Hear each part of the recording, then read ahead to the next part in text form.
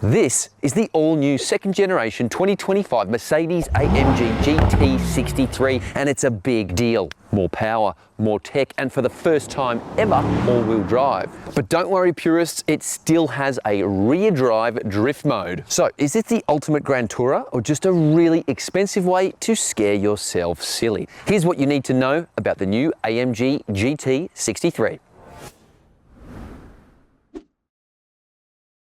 At first glance, the new AMG GT might look a lot like its predecessor, but don't be fooled, this is all new from the ground up. Platform architecture, body panels, tech, you name it. It's special too, it's only the 5th model developed in-house by AMG at a Falterbach, but it's also very expensive. More on that in a minute. All right, design, and it starts with this elongated bonnet, giving it that classic GT look, and together with that small greenhouse, the small roof section, curving away beautifully, it's chef's kiss. Now, you've also got this gaping great mouth here, designed to gulp in air and then mix it very precisely with petrol to create fire and then thrust, and it sounds sensational. And check this out, under here is a 2 kilogram carbon thing, and there's some rubber there as well in front of it to protect it, and when you're doing high speeds it drops down and creates an extra 50 kilograms of downforce, so you basically suck that front end to the road. It's some pretty cool techno wizardry to improve handling. This one is fitted with the night package, which blacks out all the chrome bits. So you got lots of black here, black here, black here, black wheels in place of all the silver. And there's also a fixed rear spoiler at the back, and it looks pretty cool. But for me, I prefer without that spoiler. Instead, you get a much cleaner finish at the rear, and it's got an active spoiler that can pop up and down anyway. So it's not like you're missing out on that extra downforce at the rear without the night package. Getting back to the rolling stock, and you've got 21-inch alloy wheels shod with Michelin Pilot Sport tyres, and these brakes are actually ceramic brakes, and they're probably best suited for track work. If you're not going to go to the racetrack, you probably don't need them, but oh golly gee, they look absolutely fantastic. Now have a look around the back. We've got a really nice sort of triple element LED brake light set up there, plus at the bottom more downforce, really heavy set diffuser there, and there's some flicks as well, that's nice, plus the quad trapezoidal exhaust pipes with AMG logos stamped into them. Very nice. It's also grown in every dimension. Not only is it 46 millimeters wider, it's 177 millimeters longer. And the wheelbase, the distance between the front and rear axle, has been stretched by another 70 millimeters. And that last one alone is going to liberate more space inside, but more on that in a jiffy. How much? Well, you're gonna have to fork out more than $400,000 once you pay on-road costs and adding a few option packs. This particular specimen is fitted with those ceramic brakes, $13,000. The night pack, $10,000. The AMG performance seats, $2,600. Bringing the grand total to something like $403,300, not including on-road costs. It's pretty exy. All right, let's have a look under the bonnet, and that is quite pretty. That is a 4-litre twin-turbo petrol V8, pumping out more than 400 kilowatts, more than 550 horsepower in the old money. And as you can see, old mate Alexander Aboren, I think it is, hope I got your name right, mate, he has hand-assembled this in a Falterbach in Germany at AMG's headquarters. And that is a nice touch, I think, that will hopefully mean this is a more precise and delightful engine. Anyway, that 400 plus kilowatts pumps through a 9-speed multi-clutch transmission, giving this vehicle a benchmark sprint of 3.2 seconds. That is pretty quick, and top speed 315 kilometers an hour. The launch control system is brutally effective, and because it's got AMG's 4MATIC Plus all-wheel drive system for the first time, there's not a lot of wheel spin. In fact, I couldn't detect any. It just grips and goes.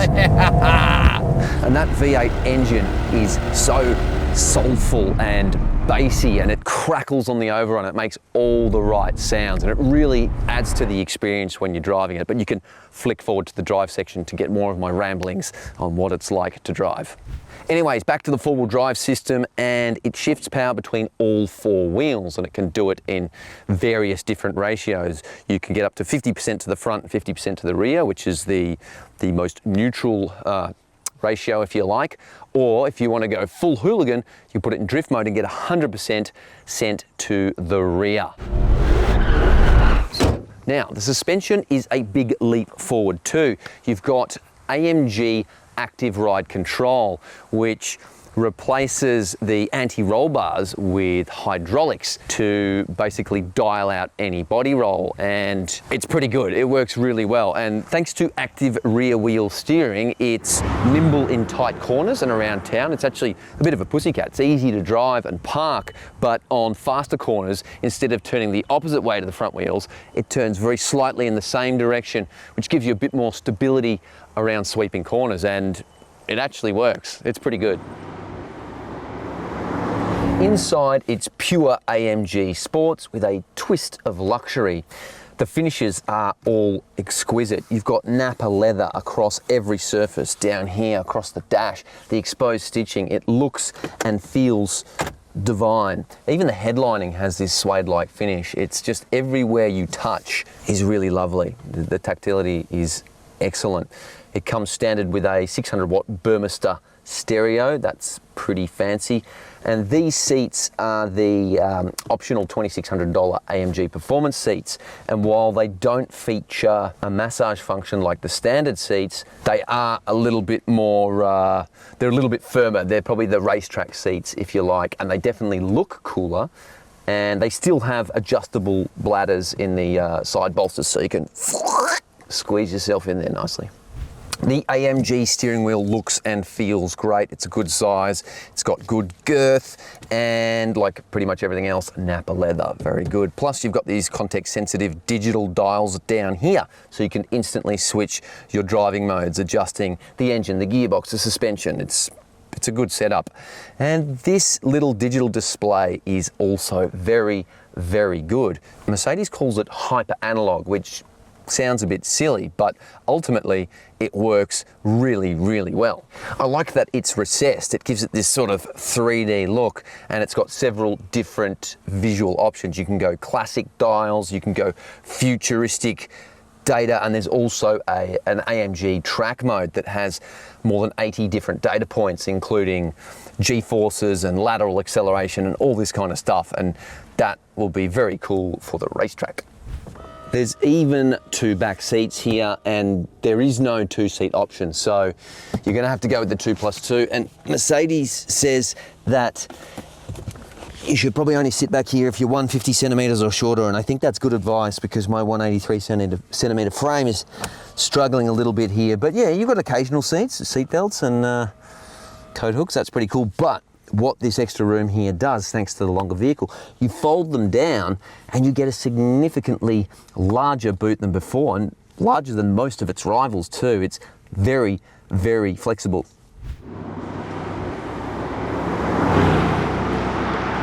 First things first, let's try the launch control. It's super easy. I've got this in race mode. Come to a stop, foot on brake, foot on throttle. That goes tight. Oh. Oh, yes, that is so good. Oh, mate, I could do that all day. That is, yeah, as mentioned previously, there's no slip. It just grips and goes. The gearbox is fantastic too. It just flies forward. It's inexorable. There's no let up, and you could do that to its 315 kilometre an hour top speed if you really wanted to. I mean, if you had the conditions to do it, that would be fun, yes.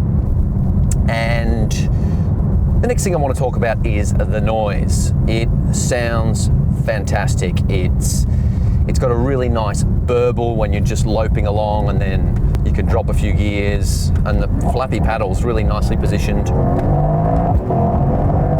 Oh, that is delightful. Just and it crackles and it gives you the odd pop, but it's not like it's some sort of computer controlled algorithm that does this every time you do that.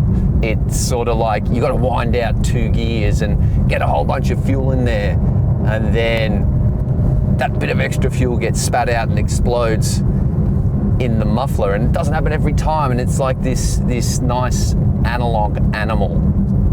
The noise adds so much to the experience, and I think for a lot of people, when it comes to the new C63, which is 4-cylinder with electric motors and plug-in hybrid, and pins you in your seat more than this one does. It's very, very fast, but it lacks that drama, that theatre, and that's important, and it's special. It really does add to the experience, and yeah, this is really cool.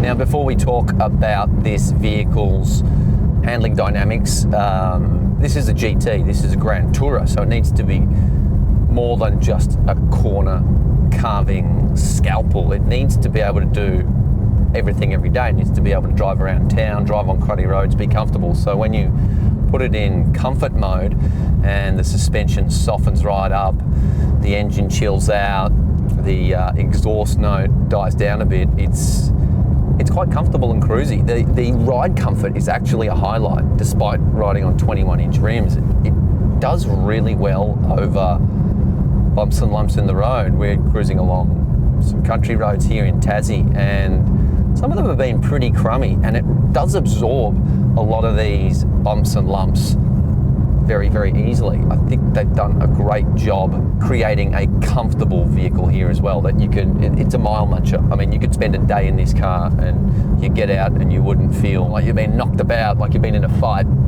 Of course, when you slot it into Sport, Sport Plus or Race mode, everything tightens up a little bit, from the steering, the gearbox is sharper, the engine gets a bit angrier and louder, and the suspension, of course, firms up. And even on its firmest setting, it still does a really good job. Again, these corners we've encountered on this launch drive have been a bit rough.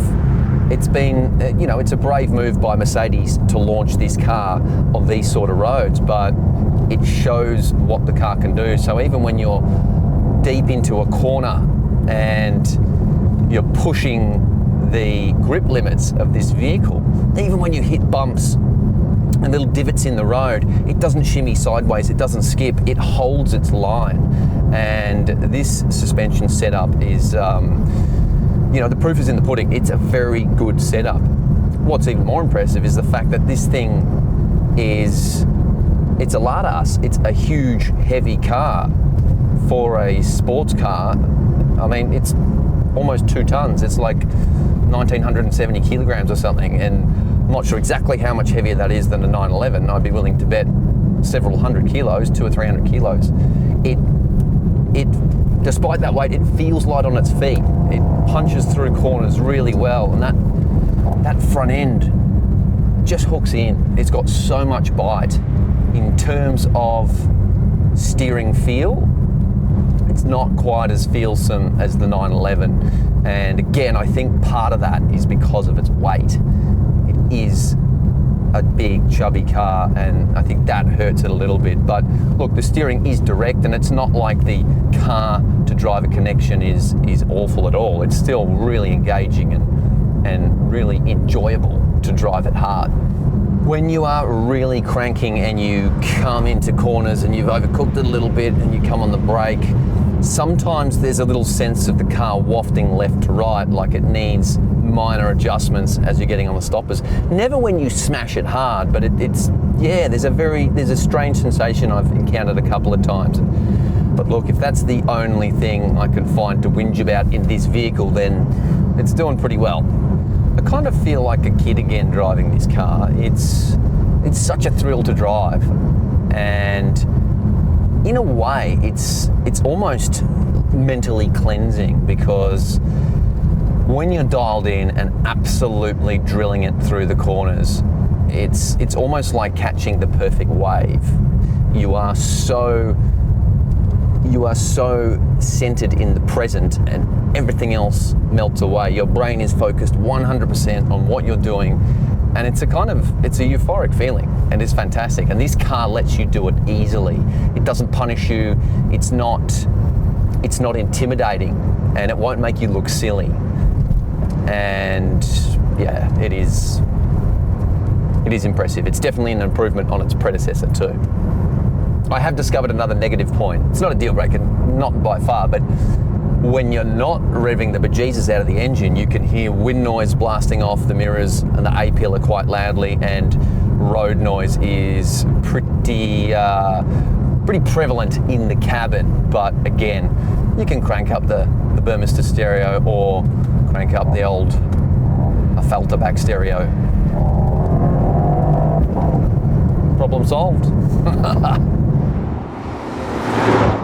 So, is this the ultimate Grand Tourer or just an expensive toy to scare you and your mates? Well, it's a little bit of both really, and it might not be quite as engaging as, say, a Porsche 911 GTS.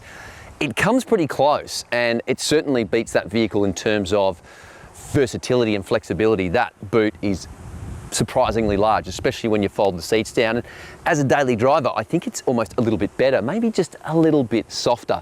But either way, I've had an absolute ball driving this car, and I don't think anyone is going to be disappointed buying one of these.